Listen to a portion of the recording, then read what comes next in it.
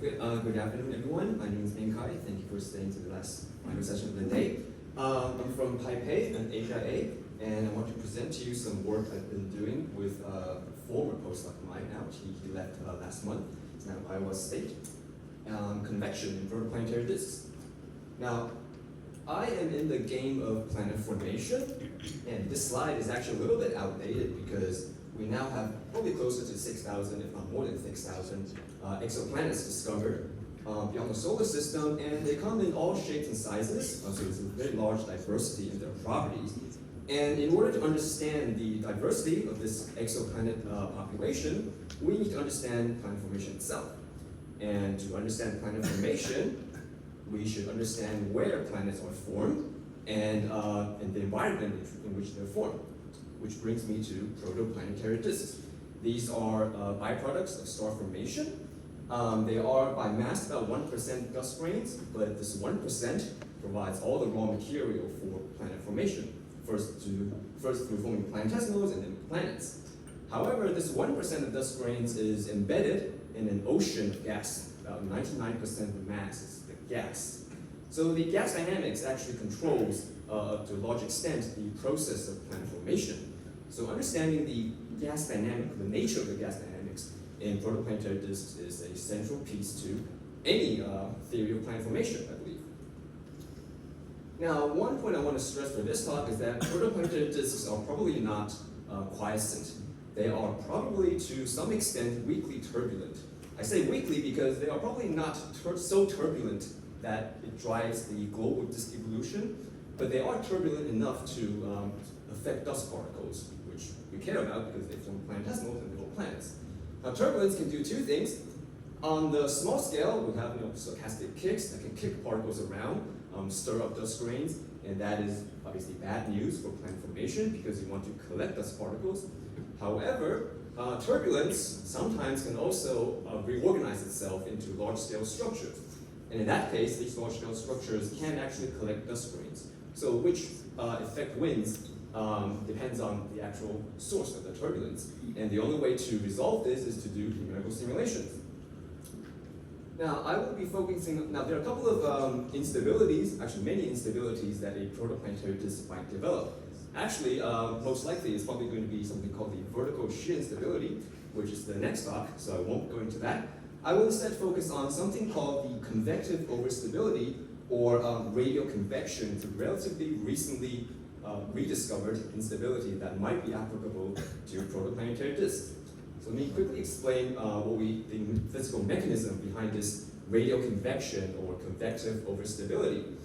Very generally, in a disk close to the star, the disk is hot. Far from the star, the disk is cold, right? Now, if you take a fluid particle usually orbits around the star at its Keplerian speed. If you give it a small kick, it would just simply oscillate around that radius, but it wouldn't go very far. However, if you now allow this fluid particle to exchange heat with the surroundings, let's say it goes into the inner disk, it comes in contact with hot gas, picks up too much heat, expands, it would experience a buoyant acceleration, it would be accelerated outwards, but when it goes into the outer disk, it comes into contact with cold gas, loses heat, but if it loses too much heat, it would sink back, but it would actually overshoot its original radius and go back even further. So through this heat exchange with the surroundings, coupled with this oscillation, the oscillation amplitude can, in some situations, grow in time, and this is what we call an overstability. And there are two conditions that you need to meet. One is, typically you need the entropy to decrease away from the star. And second, if you want this process to be efficient, then the thermal timescale of the system should be comparable to the dynamical timescale. If it's too short, it's isothermal, therefore no buoyancy effects. If it's too long, it's adiabatic, so there's no heat exchange. So this effect also switches off. Now, to model this problem, we have a couple of frameworks or modeling mathematical frameworks. The most self-consistent way, or the realistic way, is to actually model an entire disk. So we do have models where we simulate the whole disk, a cylindrical disk model. But the cost, of course, is that in global simulations, it's hard to get high resolution. So you can go to the other extreme and focus on a small part of the disk and do local shearing box simulations. Specifically, we have a model based on the Boussinesq approximation. So this is where you linearize buoyancy effects. So you get high resolution, you have full control over the stability properties of your simulation, but you lose some of the consistency with global simulations, because in some sense we are forcing the box to be unstable to this instability. So we came up with a third alternative, which we call locally global, trying to combine some of the aspects of local simulations in terms of resolution, and also some of the aspects of the global treatment, which is the self-consistency, this fact that we don't need to force the system to be unstable.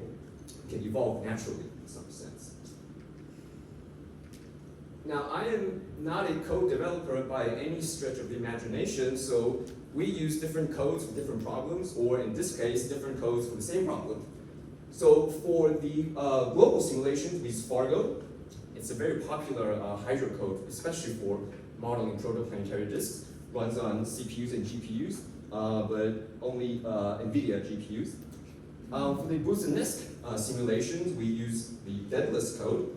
It's actually a spectral code, runs on CPUs. I'm actually a big fan of spectral methods, so if there are any spectral users out there, I would love to chat with you to exchange some ideas.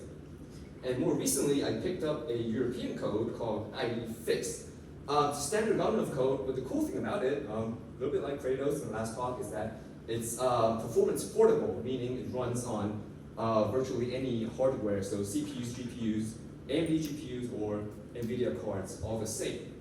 And we use this one for the locally global case. As I said, I'm not a code developer, but I'm always open to learning about new code. So if you are a code developer, you have a cool code on your hand, I'm always interested to learn about it and maybe try it out on a protoplanetary disk problem. So showcase the results. So before we move in, just explain what this is. This is a Boussinesq simulation with dust. The color here is the dust to gas ratio. Effectively, it's going to trace the motion of the gas. So if you help me play the movie. So, and the background of gas is going to undergo this convection instability.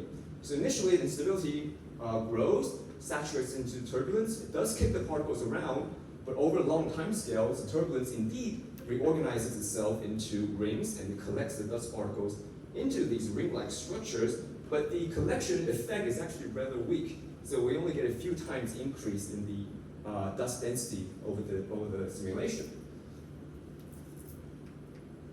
So go to the next slide. Awesome. Yeah, so this is a series of simulations where I try to measure the effectiveness of dust concentration over its initial value. So I want to know how effective is this instability at concentrating dust particles, because that's going to be, well, hopefully helping planetesimal planet formation. So I've got two standard cases in the top two curves here. So as you can see from the numbers here, I can get a dust concentration factor of maybe 10 on average, occasionally maybe up to 50, but most of the time it's around 10. There are two interesting cases where, let's look at the, I guess, what do you call this color? Green or blue? So in this simulation, what we do is, because in an actual protoplanetary disk, dust particles have a tendency to drift towards a star. So if we incorporate this tendency of drift towards a star, that makes it much more difficult to collect the particles into these ring-like structures. And similarly, if we start off with a disk that's a bit more dusty, it's actually more difficult to concentrate dust if there's already too much dust around. That's a bit of a weird result, but it is what it is. So in these two cases, I only get a dust concentration factor of maybe 2. But there's one big caveat with this simulation, that is, this is a 2D axisymmetric simulation. If we go to 3D, what we see is very often the formation of large-scale vortices. So this is a cylindrical disk simulation showing the formation of a large-scale vortex, and this is the density, overdensity, I should say. And whenever you have overdensities or overpressured regions in protoplanetary disks, these are expected to collect dust particles.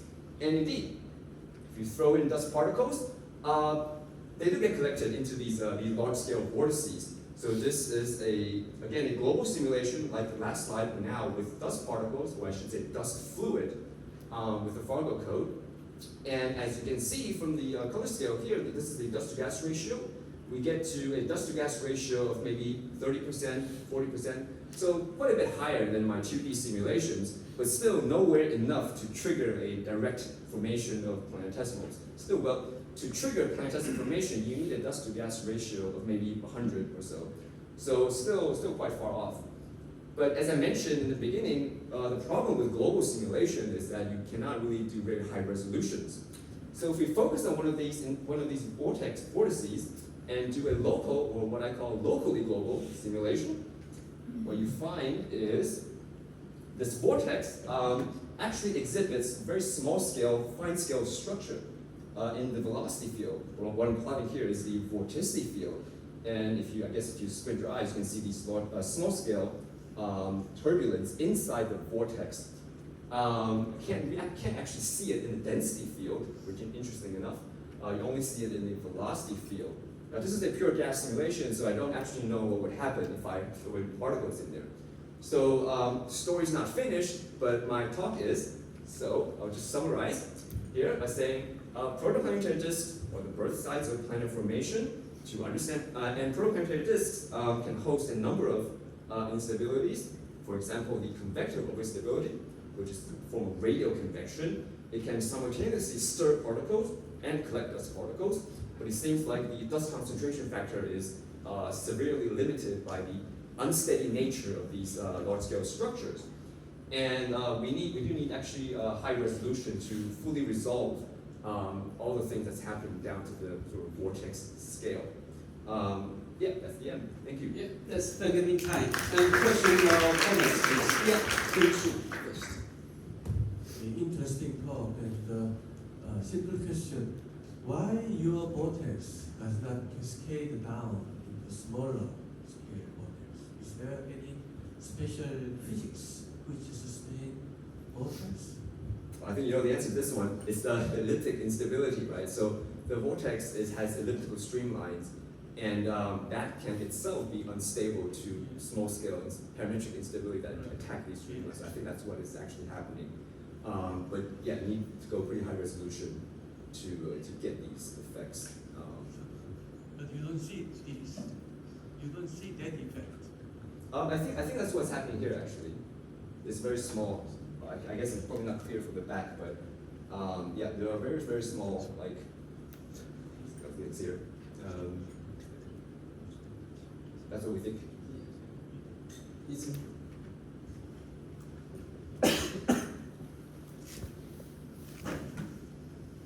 Thank you for the interesting talk. So I have a basic question. And how do you set the boundary condition? Is that the free surface boundary condition? So these ones. So for the local sharing box. Oh, for the boosted next sharing box, we have standard boundaries like periodic in both directions. For these ones, the sort of semi-global or locally global ones, obviously we have periodic in the vertical direction, so perpendicular plane, periodic in the azimuth, obviously, and in the radial direction, I think these are actually walls and zero flux, so insulated, zero heat flux. So the reason why I asked such a question is that convection is sensitive for the boundary condition. So yes, that is something we're looking at now. Yeah. Actually, Yeah. So you're right. So we have an ongoing project looking at the impact of boundaries, but I didn't present it here. Okay, thank you. Any further question or comment? A telephone. And so, for example, did you get, for example, the vortex merging, merger and then becomes larger and larger, which can be resolved by AMA, for example? Observations, I can't really say, I'm not sure, but in terms of merging, yes, I think initially you do form smaller. Oh, okay. Yeah, when they first form, I think you first form a few smaller ones, Okay. and over time it merges into the large one. Okay. But I don't know if it's a Yeah, so far it seems in AMA data, it seems that we still become a result, for example, some fine structures, right? Right. I think that's true. Okay, if there are no further time is up. Okay, let's thank you again. Yeah. So.